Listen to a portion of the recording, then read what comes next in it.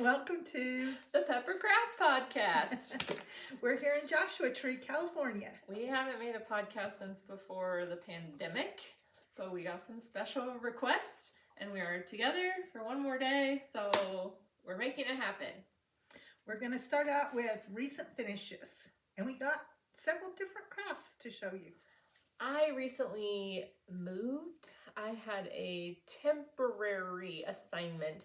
So I was in Kentucky for 4 months and I sewed some quilts in Kentucky and at Mom's house, but I don't have them here. So I have been quilting, but I don't have any of those recently finished quilts. What do you have? I made a hat. You can't really tell, but this is the Joshua Tree beanie, and those little baubles are Joshua trees. It has cables to make the limbs. I don't know if you call them limbs. And then baubles to make the top of the Joshua tree, which is really kind of cool because besides the regular baubles, some of the Joshua trees here right now have buds on them. So it's especially appropriate. This is by Nancy Bates Designs. She does beanie patterns for all the national parks. And I've done Yellowstone, Grand Canyon, Petrified Forest, and Mammoth Cave, and now Joshua Tree. So, and the little, you can't see it, but there's a little tag that says Joshua Tree here. So, there's my first finish. What do you got? I wanted to show a quilt that I finished last summer. This is my selvage quilt, and I made it almost all out of selvages.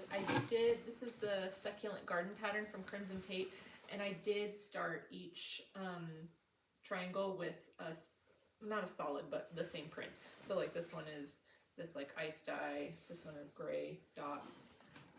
Just because when you sew the selvages together, or at least the way that I did it, you have a raw edge, and so I didn't want to have to put that, like the edge of a selvage in a seam. So there's my selvage quilt. It just has a sheet on the inside. It's very heavy because of how many pieces are in it. So it just has a sheet on the inside, and then the back is a gravity dye. This summer my dad built me a setup so that I can hang my fabric and then have ice melt with dye in it, and then it like drips down and it makes kind of like organic looking stripes. I really like it. It's super exciting. So that's my selvage quilt. Not a super recent finish, but I haven't had a lot of time to enjoy it because almost when I got back from my summer break when I made this, I turned around and came back to the Midwest again. I finished another hat. This is the Thursday hat by Jody Brown, who is one of the grocery girls.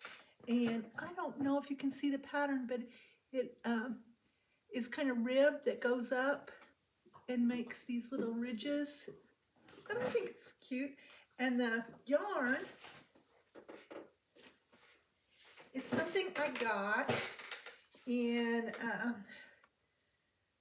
Casey, Illinois. If you live in the Midwest, Casey, Illinois is a fun little town. It's a little town, but they have a yarn store and they have a ton of odd sculptures. It's like they have the biggest rocking chair ever. It's like Honey, I Shrunk the Kids. Yeah. They have the biggest knitting needles and maybe a crochet hook in this yarn store. But someone there dyed yarn and named it after all the small churches. If you're from the Midwest, you know every town has like a dozen little tiny churches.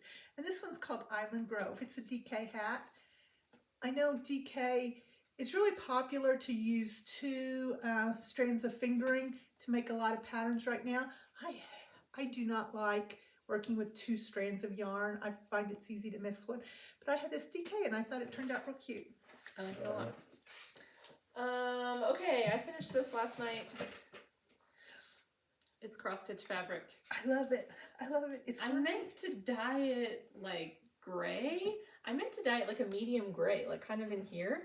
And I did want there to be some, I didn't just want it to be a solid gray because when it's hand dyed, you like to have a little texture. This is more texture than I was going for. It's 14 count, and I think it's really hard. Mom had said it's hard for her to cross-stitch on dark-colored fabric. I don't actually cross-stitch. Mom will use it. But I think it turned out too dark, so it's hard to see the holes, and there's a lot going on. So we've been looking at cross-stitch patterns. I'm thinking like maybe something Halloweeny with a moon design or a snowflake design. But I really think adding some bright colors to this would be nice too. So like maybe a firework over Walt Disney World. I don't know, but I just love the fabric. I just love it. Even though she doesn't like it, I love it. So, and it's mine, so I love it. Turned out a little busy. I have something that's half finished. This is I guess we're on one. to whips now. Whips is next on our list. Oh no, I have more finished objects. Okay, go ahead. This one's finished, and it's called the Sporty Shorties because it's got a little, like a little heel flap to help your heel stay up. That's done with short rows. It's supposed to be German short rows, and I know people love German short rows, but I do not. I did wrap and turns, and then it's got some ribbing on the bottom, and the color is by FiberKnit Dye Works. Keep on Going, and I think it'll make a nice little summer sock. And it's it's in a bag someone gave me a long time ago. We were doing a swap, and it's a really nice bag. And it's really good for just a little sock set. Okay, another finished object. I think this is my last finished object. Okay. These are tea towels that I dyed, and Mom helped me by ironing all of them. And they're all different. And nicely folding them. And it is now March of 2023. I optimistically made these tea towels around Valentine's Day. This one was a heart. I made them before Valentine's Day. Like, I realistically thought I was going to find homes for these around Valentine's Day. And now it's March, and here I still have them. So maybe our next Valentine's Day, I will find homes for these tea towels. I really like to dye tea towels. It's a little project. I can just do, you know, one or two, and it's not that much of a commitment. But then I end up with this many tea towels. They're all beautiful. They are all beautiful. I love her tea towels. So yeah, that's all my finished objects that I have. Okay, so I have a real quick. This is 2 dishcloths made in Dishy yarn, which is a cotton yarn. And if you have been using a big box store cotton yarn to do dishcloths, I really suggest you try Dishy. Dishy is so much better to work with. That keeps color. You can wash it in hot water over and over, and it doesn't get faded like the big box was. That color was called Kitchenette, and you get it at Knit Picks. I'm using this as a finished object. Does it matter? No, go ahead. I made this. It's a cross stitch project bag. The zipper is a little too short for it probably. I've never bought a pattern for one of these cross stitch project bags. I always just kind of make it up, and I think they always turn out a pretty weird size. It might be worth investing in a pattern. I've made several now. Like, look, it's really short on this side and long on this side. They always turn out a little wonky, but Mom uses them. I got this fabric from the fabric store where I was in Kentucky. It's a place called Smith's Grove. That's the name of the town. It's a really cute, tiny little town. And the fabric shop there is called Psycho Granny's Quilt Shop. And they have a website, Psycho Granny's Quilt Shop. And Psycho Granny herself is there every day, runs the shop. So that will be my last finished object. In that was something I've got finished called It's Time to Bloom. And this is by Annie B's Folk Art.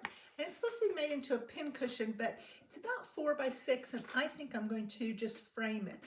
The cross-stitch fabric, you can kind of tell there's like a slight checkered. That came from Fat Quarter Shop. And I recently retired, so it's time for me to bloom, which is what it says. Congratulations, Mom. Thanks. Do you have any other finishes? Nope, I think that's it. Oh, where's my mannequin? Oh, we already talked about my mannequin. Yeah. Okay, next up is whips. I have recently invested in some new fabric dye. The first couple years that I was dyeing fabric a lot, I used the same brand of dye. I used Dharma Trading dye, and I recently tried a new brand, and so I have all the pieces that I've dyed here, and I'm gonna try to make stuff with them. So these are the new colors that I got. This company is called Dye Spin, and they have the same. One of the things that I liked about the other brand that I had was the dye is in these little jars. I don't love the jars. I wish it just came in like a little plastic baggie, but the jars do fit in the place where I'm storing them.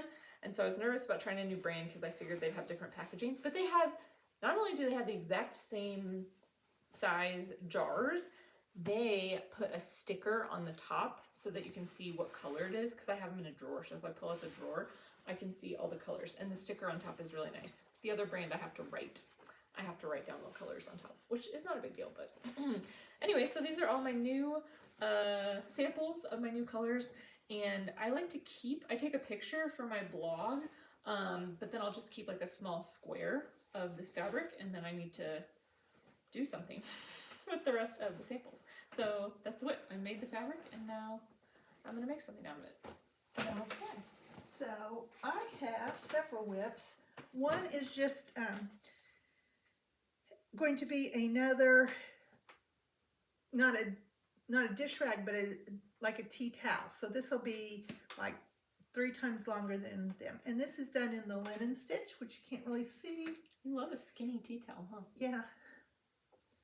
And it's the Dishy in Sunshine Multi. I like that color. I've bought a lot. I was gonna say, how many skeins? I think I bought a case of that color, like 12 of these or so.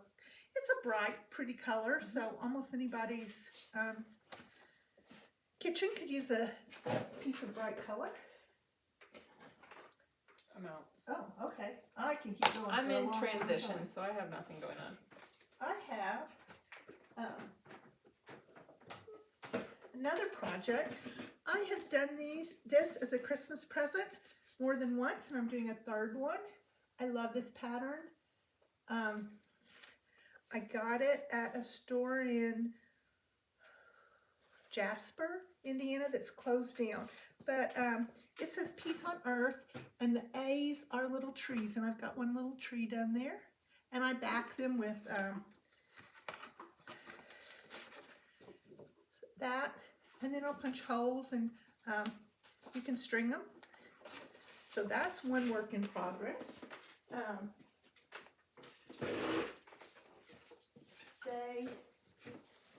Lots of my things I've been keeping in this bag. It's a nice bag to put a lot of things in, and somebody I love made me that bag. Yeah. Mom picked out the fabric. I Mom sent love me that the fabric fabric. and said, I love this fabric, make me a bag. I do.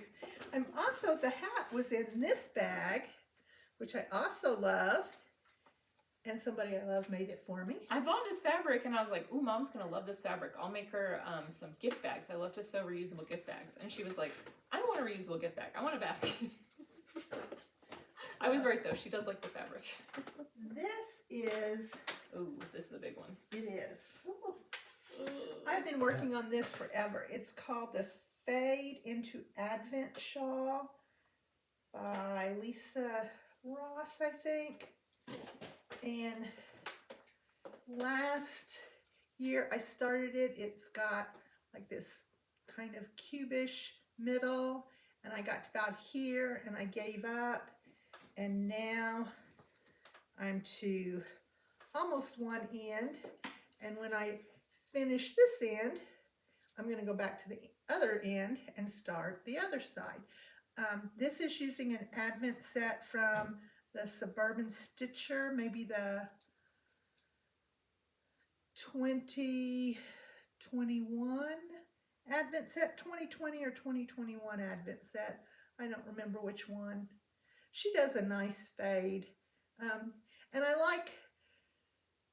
like how this looks. I do not, every row is a different pattern because you're increasing in some places and decreasing in other places. And then every couple of rows, it's like knit with this color, next row knit with this color, go back to this color. So it's kind of complicated, and I'm slow going with it. And then I have another. We lost it.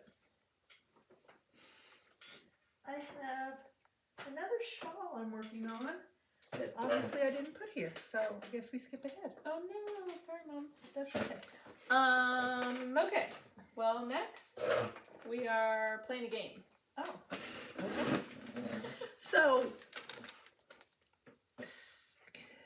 Sarah Jane bought some books for kids for Easter, and some of them were Mad Libs, and so I made a Mad Lib for us to play. Ready? I'm ready. Name a craft. Name a craft. Any craft. Punch needle. Okay. Didn't realize I was on time. A noun. A noun. A person, place, or thing. Waffle. Another noun. Volcano. An adjective.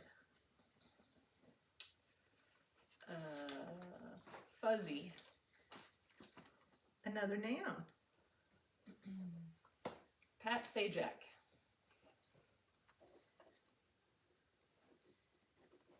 A verb. Skiing. Another noun. A person, a place, or a thing. Hawaii. A verb. I'm glad I didn't have your job. Stir frying.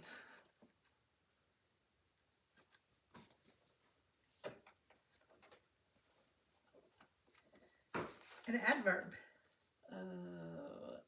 Ly word, right? Yes. Grumpily. A verb. Underwater basket weaving. A number. 500. An adjective. Burnt.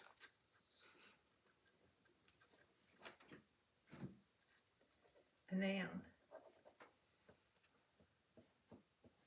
I'm like looking around the room to find something. A quilt. Adjective. Frozen. Okay, you want to hear your story? Yes, desperately. A day off. The best way to spend it would be to punch needle.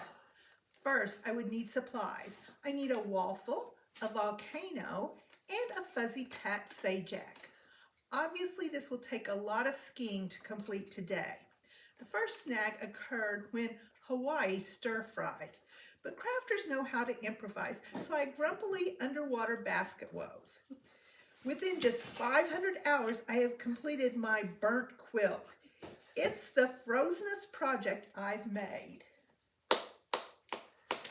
Wow, Mom, you might have a future in that. If you'd like to purchase a Pam Pepper custom blank Mad Lib, please comment below. She is retired now, so she has plenty of time to put together things like this. This is just the beginning. Now it's time for gifts. Would you like a gift for your excellent Mad Lib? Okay.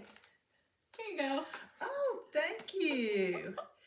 This is by the Portician. I know who made this. This is by my friend Allie. She used my apartment while I was away to expand her resin business. So she is on Etsy, the Portician, or she's on Instagram. You can follow her. She makes a lot of little resin doodads. I got a jar like this too. And she also does custom stuff. So if you have something that you want her to put in resin, you can send her a message on Instagram and she'll kick around ideas with you. My jar that she made for me has some feathers from a hunt that my brother went on, and so I have a little jar that looks like that with the feathers in it. And it's really fun. I already know for my jar, I'm going to put the little trimmings from when you cross stitch and you have the little thread trimmings. I think they're called orts. O-R-T. I think that stands for something, but I don't know what. It must stand for something. It does. I just don't know what. Okay, that was gifts. And Mom has given me a million gifts over the past 6 months, including this hat. So thank you for your generosity, Mom. Okay. Oh, well, these are kind of gifts. We just went to the grocery store and Girl Scouts are selling cookies. So Sarah Jane's favorite, Caramel Delights. And my favorite, Peanut Butter Patties. I'm going to take one home with me and probably leave one of these for her. Do you like this kind? I love that. I like that kind, but there's not, and this kind too, but there's not as many cookies as the other peanut butter ones. So I usually get the other peanut butter one if I'm getting peanut butter I ones. love those. Okay, next we're going to talk about book recommendations and podcast recommendations and our brainstorm for this year's summer reading program. Spoiler alert. Okay. So first, the book that we're both reading right now. We're listening to Michelle Obama's memoir in the car.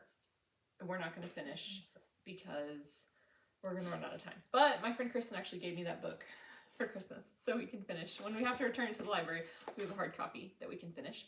I just finished reading a book that I've left right here. This is called Gold Fame Citrus, and I liked it because it was set here where I live in the Mojave Desert, and I think that's the only thing that I liked about it.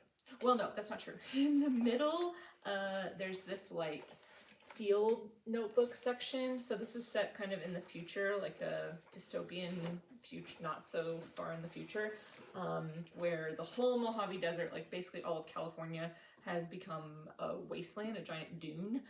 And I like that local piece, and I like the new animals that live there. And I read another book by this person called I Love You, But I've Chosen Darkness. I think I like that one. I like that one better. But if you live in Southern California and you want to borrow this book, I'd be happy to loan it to you. Okay, I don't have a lot of my books here. I just read Bone Crossed by Patricia Briggs, which is part of the Mercy Thompson series. That it's got vampires and werewolves, and she just hates that kind of stuff. She really wanted to like recount the entire plot of this multi-series bit of the plot. This was number 4 in the series, and it's way ahead of that. So this is kind of like way back in the back. I also recently read The Invention of Hugo Cabriet by David Selznick. It was great. It's a middle school book. It's like 500 pages. I don't know that I've ever read a 500-page book before. This is the one with all the pictures? Yes. It's tons of just pen and ink drawings. And it's, I wouldn't say it's a graphic novel, but the pictures do move the story ahead. I think it would be a great gift for a young reader because, I mean, you know, you're carrying this huge, thick book around, and you've read a 500-page book. I mean, probably your teacher hasn't read a 500-page book. So, and it was a good story. I also read Welcome to Night Vale by Joseph Fink. Have you heard of Night Vale? Apparently that's a podcast. I'm scared. And it was too strange for me. And I read strange stuff, and this one was way too strange for me. I do not recommend it. I am reading the J.D. Robb In Death series. And I had trouble finding the earlier ones. I don't know. She's on 57 or something like that now. So I joined Audible because they have all the earlier ones, and I'm slowly working my way through. Jude from Stranded Die Works had recommended that as just a mindless entertainment, and I like it. Probably my best recommendation is A Prayer for the Crowned Shy by Becky Chambers. This is the second in a series. I don't know if there's going to be any more about a monk and a robot. And in this world, the robots became sentient, which is not that weird. I mean, Apple's playing around with AI right now. And when people realized the robots were sentient, they told the robots they were free, and the robots left. Now the robots are completely wild and live in nature, and people are very cognizant of, like, you can walk in nature, but you walk on the trail. You do not get off the trail and disturb nature. Nature is for nature. It has a lot It's not a big book, it's a small book, but it has a lot to get you thinking. It's not weird werewolf stuff. So that's what I've been reading. I also want to recommend, I forgot, but we listened to this on our drive too. We listened to a nonfiction book called Origins. And I can't think of the author's name right now. Maybe if I think of it, I can put it in later.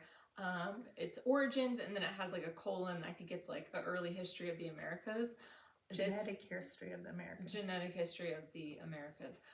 So it's it's a geneticist.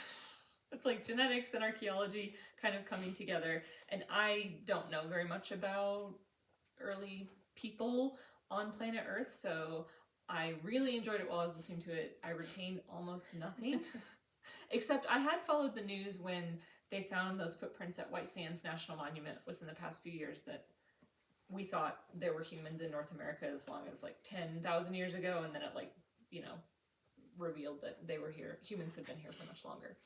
So that was a really good book too. And we're watching Death in Paradise. I love the show Death in Paradise. It's so good. But recently there have been some big changes to the series. Ask her what change she doesn't like the most. Okay, well so we're on like the fourth detective. The first detective was like this weird uptight guy. If you don't know the series, it's like a British series. For some reason there are white British detectives in this French island in the Caribbean. I don't know. But the white detective comes, and then he has a local team of police officers, and they solve a crime every episode. And it's always a locked door too. Like there's no way it could have happened, but they figure it out. Yeah. So the first detective was like this grouchy British guy who always wore suits, and then that detective is no longer in the show, and there's a new detective who's like a kind of like a surfer, goofy guy, and then that detective goes away, and then there's this Irish detective who's like really immersed in like the local culture, and then that detective goes away, and the one that we have now is like high maintenance, hypochondriac, sickly, not interested. It's like if you took detective number 1, who was really English and didn't want anything to do with the island, and then you put detective number 2, who was goofy, and shook them up, you get the fourth one. But that's not what you don't like the most. Okay, what do you not they like also most? took away, so one of the police officers that's been on the show for many seasons went away, and we got a new police officer, Officer Ruby, who was like great. So for the last 2 series I think she's been in, she's like fun, like lifts the whole thing up. And then we started the next season, season 10, last night. And so we have the sickly, miserable detective. Then Ruby, spoiler alert, Ruby is not in the show anymore. And then, so we have the grouchy commissioner, that character I don't love, and now he's on the show more. And then something happened to one of the settings that I really like. A disaster happened, and they changed the music. That's what she really doesn't like. I don't like any of those things. But the music, when I was growing up, there was a nighttime show, and came on around 10:30, and it had the same theme song, and people would sit down. I remember in college people sitting down waiting for it to come on and start singing the theme song. That is how she was with the Death in Paradise. And it's everybody was like that. You'd be like it's the same tune, they just recorded it a different way. Took out the trumpets. It's very upsetting. So we're watching Death in Paradise. And Mom introduced me to a new podcast, a new craft podcast recently that I want to mention. It's the Crystal Heart podcast. I really like it. She does craft hauls, she does sewing, she gets like subscription boxes and she reviews them. So that's a good one that I've been watching. And I watch Fibernet Dye Works. I like her yarn. I buy a lot of her yarn. I have watched a Kansas girl in a Colorado world who does cross stitch. There's a lot of them, but that's so. So it's time to talk about summer goals. Oh boy. Okay, I want to talk about this one. I bought a panel before the pandemic. My friend was visiting me, and we went to a fabric shop in Palm Springs, and I bought a panel. And I don't usually sew with panels. so I don't know why I buy them, but I bought this panel, and it has Joshua trees on it, and then it had white in the top. So I dyed it. This is the panel. And this whole top part that's blue, I dyed blue. So it was just white in the background. And it's, I don't know what I'm going to do with it, but I've had it since before the pandemic. I'm not really a panels person. I want to like do something. I think I want to use this like terracotta color, this kind of orange, obviously black.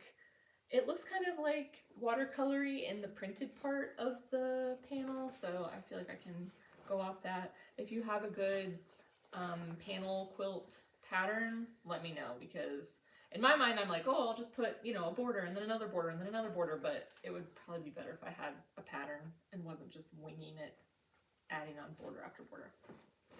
That's one. I'll keep going. My friend Beth Borkowski had a baby almost a year ago, and when she was pregnant with her baby, I said that I had a goal to make 100 mugs, like coffee mugs. I wanted to get better at making the handles of mugs, so I said, I'm gonna make 100 coffee mugs before your daughter turns 1.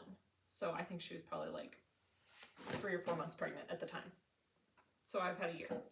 And I made a whole bunch of coffee mugs. I think I made like 30, I want to say I made like 35 coffee mugs.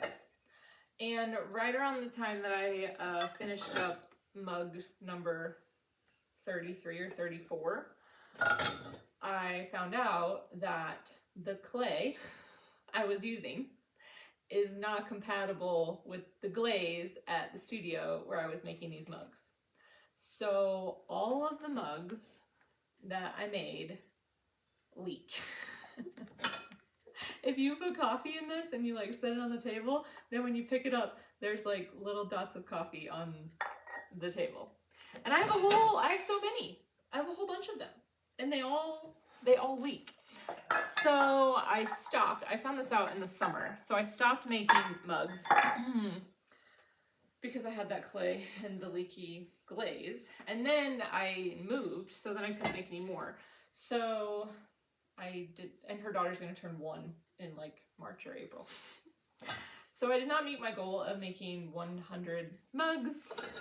I do think that even having made 30, I've learned a lot about handles, and that was my goal. Like, I wanted to get better at handles, so I'm glad that I tried, but this is a lot of mugs that you can't drink out of. And people have said like, oh, we should plant like cactus in them, and like I hear that, but it's like, you know, to have like a handmade like amateur mug, it has some charm to like drink out of like a goofy mug, I think, but to like then plant a plant in it and use it as decor, it's like, well, that's really kind of asking a lot.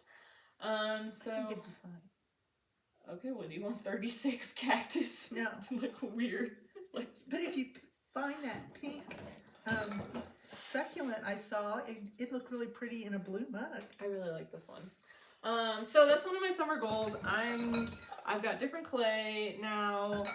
I have access to different glazes now, and I'm gonna get back to my 100 mugs, and maybe by the time Beth's daughter turns 2, I will have made 100 mugs that are actually useful mugs. While you were doing your mugs, I found my other work in progress. Oh, good. So this is, and it kind of fits in really well because this is going to have issues too. A long time ago at my local yarn store, I bought another fade set, and it came with a pattern, and I decided to make it. It's a very simple pattern. Here's the problem. It has, the problem is I'm in the middle of a row, but it has 6 colors. You can see it goes from a deep purple up to light, up to light, up to light. But even doing one more row, because it gets wider, they get shorter, it's going to be too small to wrap around your neck or do anything to. It's just not going to be big enough. So my idea is to go back to the yarn store. I know they still had some of these back in a corner because it is pretty old. And when I get this done, and I'll show you the last color, it's in a really cute bag too. Somebody ice dyed it and made it, and if you can see, it's got little kitty cats on the inside. But the last color is that. If I could get another set, I would just, instead of having a scarf wrap, whatever you want to call it, that is a, goes down and then stops, I will do the opposite, and instead of start increasing down to here, then I will use the other set to start decreasing up to there, and I will have a bigger triangle. I like triangle shawls because, you can use them as a shawl just over your shoulders, but you can also use them like as a scarf wrapped around your neck. Like at bandana style, you put the triangle in front and then wrap the ends around. It tends to stay good, and it keeps, your neck where your coat doesn't quite go together real covered. I like to have more bulk here too and not have a lot in the back. Yeah. So that's that. Summer reading program goals. Are we going to do a spoiler? Yeah, because I don't think that this will probably be published until about when we need to have summer reading program passed out. Anyway, okay, so every year we try to do a summer reading challenge for friends and family. So if you're watching this, and we would consider you a friend. Yeah, yeah. If you're one of the 7 people that watches our podcast, you are welcome to participate in the Pepper Family Summer Reading Program.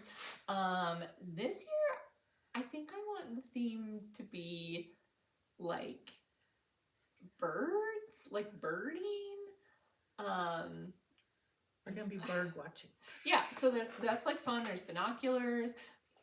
I have seen bird list, like where I work in the bookstore, they sell a bird list where you can like check it off, and it's like a trifold pamphlet. So I'm been trying to think about ideas. We kind of gotta like narrow in, because we started to like name birds, and we had like 50 of them, and I feel like 20 is reasonable for. I won't read 20 books. There are lots of people who want to read every book, and that's like their goal is to read every book. We go from Memorial Day to Labor Day. That's so you have plenty of time. And the goal is also to challenge yourself to read stuff that you wouldn't usually read. There's categories. So you can't just read 20 mysteries or 20 romance novels. You can do whatever you want, but the point of the program. We put things like fantasy, which some people don't like, on there. Yeah. Short stories, poetry, nonfiction. But so instantly I was like, oh, birds. And we were like, okay, chicken, penguin, ostrich, duck. Like, it got a little broad. I think we have to like focus in a little bit to make it. Obviously, it can be any bird. But I also love to do like bonus challenges. Like one year we had some bonus challenges. I don't even remember what this was. But it was like, go somewhere new and read. Or like do a service project. Or like volunteer somewhere. Or like find something in your community. Like go to a new bookstore or something. And I like it when there's stuff like that. And now that, there's not as many restrictions on where people can go, and I like to be challenged to like go. I should just go read in a new place because I should do that. But if I have it on this silly little reading program, then I'm more apt to try new things. So, and it's easy. Do you do books on your phone? It's easy to read. In different places when it's on your phone. Well, yeah. We can think of other challenges too, though. I like challenges. So then if it's birds, I was like, well, people can just write down all the birds that they see in real life, like a real birding list, right? I don't know. If you have suggestions for the summer reading program, you can also comment those. We have prizes. We have lots of prizes. Maybe we'll have cacti in a mug for you, or maybe we'll have a tea towel for your prize. We have lots of handmade prizes. Or a hand-knit dishcloth. Yeah, we have good handmade prizes. We have good Starbucks gift card prizes. Yeah, if you live far away, Starbucks is easy to mail. Although these are pretty easy to mail. Yeah. This would be super easy to mail. Yeah. There's no telling what you'd get. Yeah, you'll get something though. Everybody wins a prize.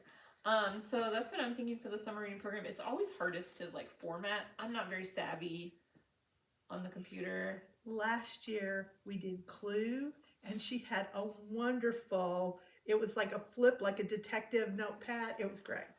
It worked out well last year. It's not always that. Sometimes it's just like clip art of a rainbow that I just printed off. So now that Mom's retired, I feel like a high maintenance assembly summer reading I can program assemble, but I couldn't do the is formatting. within her grasp.